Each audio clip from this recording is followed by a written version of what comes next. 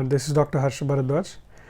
Today we'll be talking about the black fungus. First things first, let's clear one thing out. It's actually not called black fungus. The name of that fungus is mucormycosis. There is another fungus that is actually named as black fungus. You might have seen a lot about this already in the news, but today I'm just going to talk very briefly about some important points and clear out some of the misleading information that some of these people are spreading. In recent times, there is a rise in this mucormycosis infection, mainly in COVID patients who are on steroid or immunosuppressive therapy. This is not a new fungus and has been there since even before humans existed. So usually it does not really cause infection in us if our immune system is working very well. But in cases like previously, in cases of diabetes mellitus, or if there was any organ transplantation or any HIV infection, it used to cause.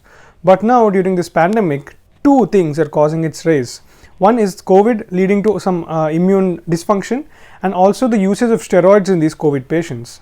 It usually infects the sinuses, and symptoms one should look for are nose block, brown or black nasal discharge, facial pain or eye pain, swelling around the eye, headache, blurring of vision, and if the lungs are involved, then there can be cough, shortness of breath, and blood in the mucus. If you have any of these symptoms, it is best to visit your doctor earlier rather than later. The investigations usually done are CT of the nasal sinuses and endoscopic biopsy of the infected tissue. There is an already established treatment for it. It is liposomal amphotericin B or amphotericin B, and in some cases posaconazole. If the disease is severe, then it might even require surgery. The misinformation being spread about this fungus is that it is contagious. No, it is not contagious, and it does not spread from one person to another. Another thing that people are saying, it is only because of oxygen or humidifier, or it's only in the hospital. Mucormycosis as small spores exists almost everywhere in the environment, and it can reach us by going through our respiratory tract. So it does not just infect people who are on oxygen therapy, but anyone who are having some immune dysfunction can get affected. Prevention is always better than cure, and there are some easy ways to prevent this infection.